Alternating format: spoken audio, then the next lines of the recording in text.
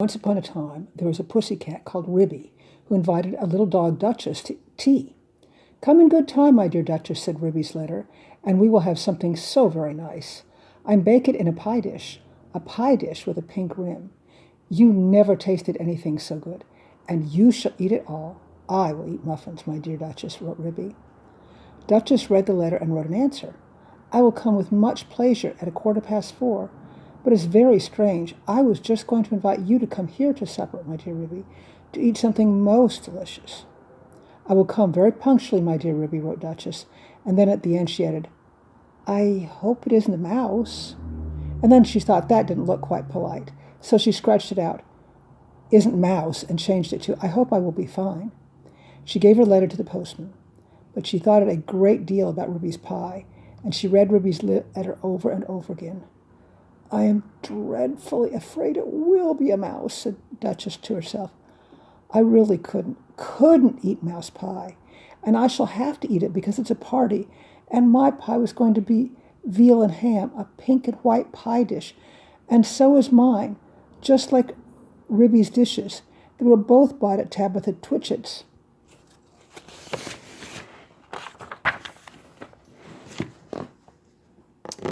Duchess went to her larder and took the pie off a shelf and looked at it. There's Duchess.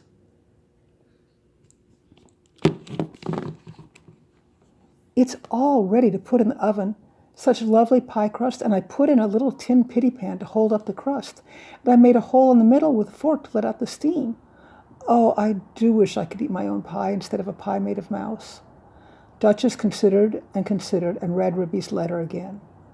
"A pink and white pie dish, and you shall eat it all." You means me. Then Ribby is not going to even taste the pie herself. A pink and white pie dish. Ribby is sure to go out to buy muffins. Oh, what a good idea. Why shouldn't I rush along and put my pie in Ribby's oven when Ribby isn't there? Duchess was quite delighted with her own cleverness. Ribby, in the meantime, had received Duchess's answer, and as soon as she was sure the little dog could come, she popped her pie in the oven. There were 2 ovens, one above the other. Some other knobs and handles were only ornamental and not intended to open.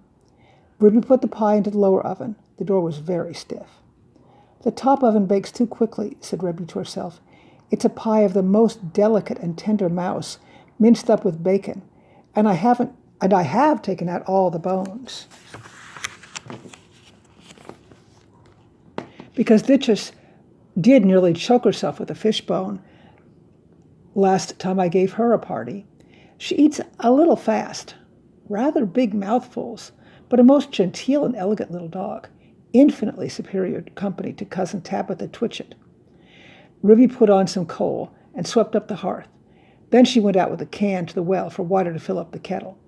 Then she began to set the room in order, for it was the sitting room as well as the kitchen. She shook the mats out of the front door and put them straight. The hearth rug was a rabbit skin. She dusted the clock and the ornaments on the mantelpiece, and she polished and rubbed the tables and chairs. Then she spread a very clean white tablecloth and set out her best china tea set, which she took out of a wall cupboard near the fireplace. The teacups were white, with a pattern of pink roses, and the dinner plates were white and blue. When Ribby had laid the table, she took a jug and a blue and white dish and went out down the field to farm to fetch milk and butter. When she came back, she peeped into the bottom oven. The pie looked very comfortable. Ribby put on her shawl and bonnet and went out again with a basket to the village shop to buy a packet of tea, a pound of lump sugar, and a pot of marmalade. And just at the same time, Duchess came out of her house at the other end of the village. Ribby met Duchess halfway down the street, also carrying a basket covered with a cloth. They only bowed to each other. There's Ribby, and there's Duchess.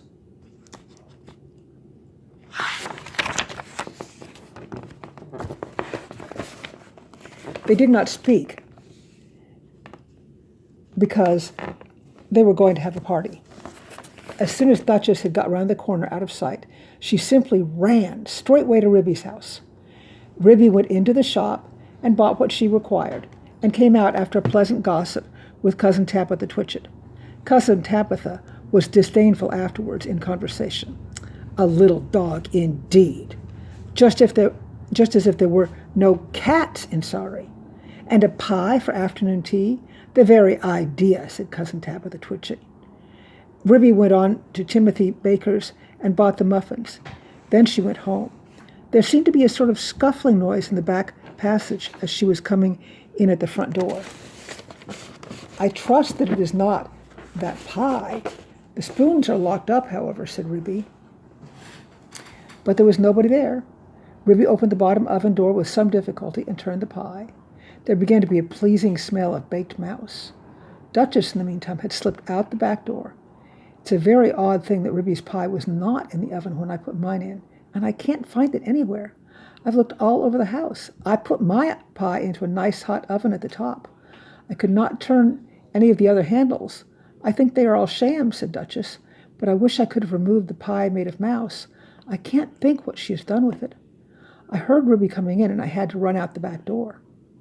Duchess went home and brushed her beautiful black coat, and then she picked up a bunch of flowers in a garden as a present for Ribby, and passed the time until the clock struck 4. Ribby, having assured herself by careful search that there was really no one hiding in the cupboard or in the larder, went upstairs to change into her dress.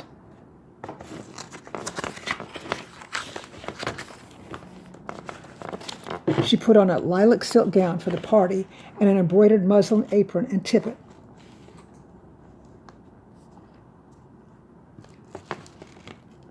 It's very strange, said Ribby. I did not think I left the drawer pulled out. Has somebody been trying on my mittens? She came downstairs again and made the tea and put the teapot on the hob. She peeped again into the bottom oven. The pie had become a lovely brown, and it was steaming hot. She sat down before the fire to wait for their little dog. I'm glad I used the bottom oven, said Ribby. The top one would have certainly been very much too hot. I wonder why that cupboard door was open. Can there really have been someone in the house?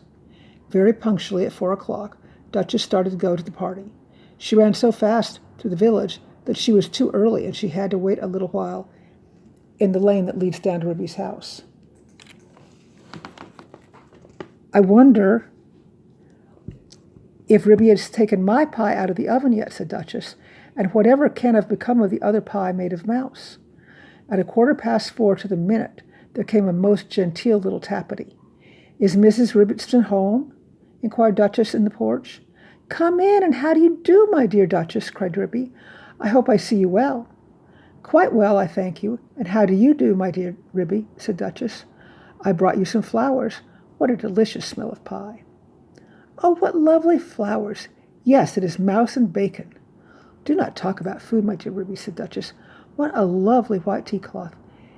Is it done to a turn? Is it still in the oven? I think it wants another 5 minutes, said Ribby. Just a shade longer. I'll pour out the tea while we wait. Do you take sugar, my dear Duchess? What's going to happen? Oh, yes, please, my dear Ribby. And may I have a lump upon my nose? And she really means that she wants a lump on her nose. Look, she's got a lump right there on her nose. Can you see it? With pleasure, my dear Duchess. How beautifully you bake. How sweetly pretty. Duchess sat up with the sugar on her nose and sniffed. How good that pie smells. I do love veal and ham. To say my mouse and bacon. She dropped the sugar in confusion and had to go hunting under the teacup, so she did not see which oven Ribby had opened in order to get out the pie. Ribby set the pie upon the table. There was a very savory smell. Duchess came out from under the tablecloth, munching sugar, and sat up on the chair. I will first cut the pie for you. I'm going to have muffin and marmalade, said Ribby. Do you really prefer muffin? Mind the patty pan. I beg your pardon, said Ribby. May I pass you the marmalade, said Duchess hurriedly. The pie proved extremely toothsome, and the muffins light and hot. They disappeared rapidly, especially the pie. I think, thought Duchess to herself, I think it would be wiser if I helped myself to pie, though Ribby did not seem to notice when she was cutting it. What a very small, fine piece it is cooked into. I did not remember that I had minced it up so fine. I suppose this is quicker oven than my own. How fast Duchess is eating, thought Ribby to herself as she buttered her 5th muffin. The pie dish was emptying rapidly. Duchess had had 4 helps already and was fumbling with a spoon. A little more bacon, my dear Duchess, said Ribby. Thank you, my dear Ribby. I was only feeling for the pitty pan. The patty pan, said Duchess. The patty pan that held up the pie crust, said Duchess, blushing under her black coat. Oh, I didn't put one in, my dear Duchess, said Ribby. I don't think it's necessary in pies made of mouse. Duchess fumbled with the spoon. I can't find it, she said anxiously. There isn't a patty pan, said Ribby, looking perplexed. Yes, indeed, my dear Ribby, where can it have gone to, said Duchess. There most certainly is not one, my dear Duchess. I disapprove of tin articles in puddings and pies. It is most undesirable, especially when people swallow it in lumps, she added in a lower voice. Duchess looked very much alarmed and continued to scoop the inside of the pie dish. My great-aunt Squintina, grandmother of Cousin Tabitha Twitchett, died of a thimble in a Christmas plum pudding. I never put any articles of metal in my puddings and pies. Duchess looked aghast and tilted up the pie dish. I only have 4 patty pans, and they're all in the cupboard. Duchess set up a howl. I shall die! I shall die! I have swallowed a patty pan! Oh, my dear Ribby, I do feel so ill. It's impossible, my dear Duchess. There was not a patty pan. Duchess moaned and winced and rocked herself about. There she is. Oh, I feel so dreadful. I've swallowed a patty pan. There was nothing in the pie, said Ribby severely. Yes, there was, my dear Ribby. I'm sure I've swallowed it. Let me prop you up with a pillow, my dear Duchess. Where do you think you feel it? Oh, I do feel it all over me. Oh, I do feel ill all over.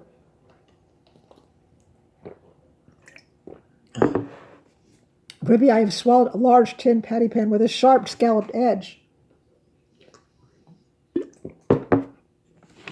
Shall I run for the doctor?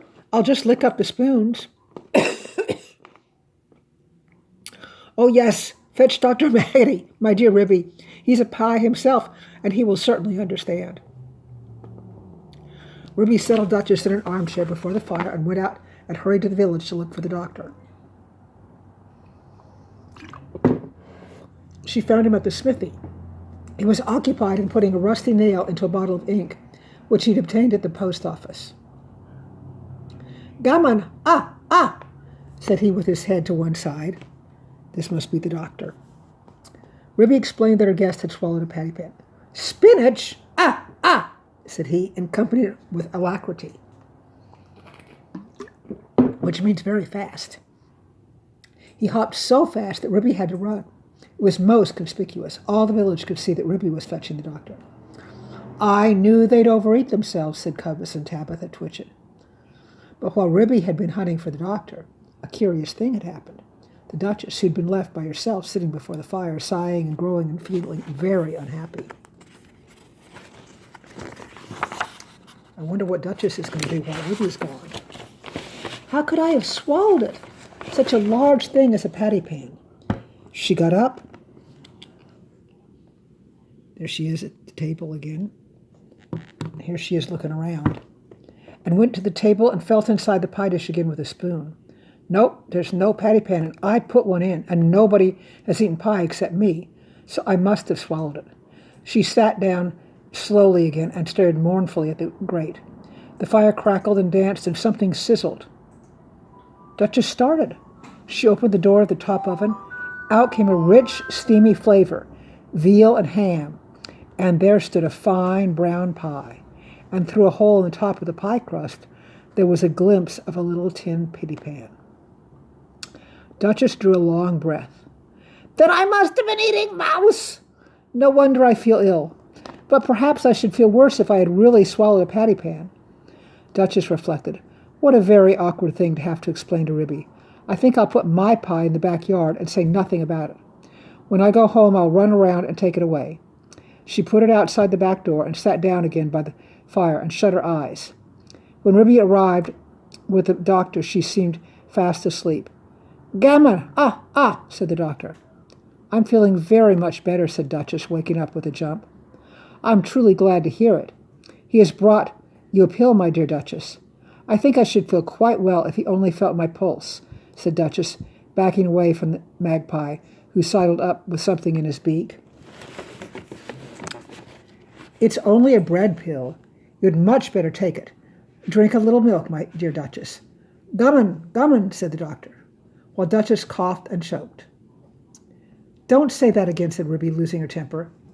"Here, take this bread and jam and get out into the yard." "Gammon and spinach! Ah, ah, ah!" shouted Dr. Maggotty, triumphantly outside the back door. "I'm feeling very much better, my dear Ribbity," said Duchess. "Do you think that I'd better go home before it gets dark?" "Perhaps it might be wise, my dear Duchess. I will lend you a nice warm shawl, and you shall take my arm." "I wouldn't trouble you for worlds. I feel wonderfully better." "One pill of Dr. Maggotty." "Indeed, it is most admirable. It has actually cured you as a patty pan. I will call directly after breakfast and ask how you have slept." Ribby and Duchess said goodbye affectionately, and Duchess started home. Halfway up the lane she stopped and looked back. Ribby had gone in and shut her door. Duchess slipped through the fence and ran around to the back of Ribby's house and peeped into the yard. Upon the roof of the pigsty sat Dr. Maggotty and 3 jackdaws. The jackdaws were eating pie crust, and the magpie was drinking gravy out of a patty pan. "Gammon! Ah, ah!" he shouted when he saw Duchess's little black nose peeping round the corner. Duchess ran home, feeling uncommonly silly.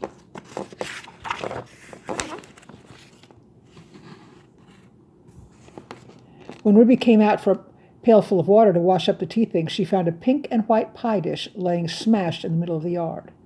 The patty pan was under the pump, where Dr. Maggotty had considerately left it. Ribby stared with amazement. "Did you ever see the like? So there really was a patty pan, but my patty pans are all in the kitchen cupboard. Well, I never! Next time I want to give a party, I'll invite Cousin Tabitha Twitchit." Do you think maybe Ribby figured out what the dog had done?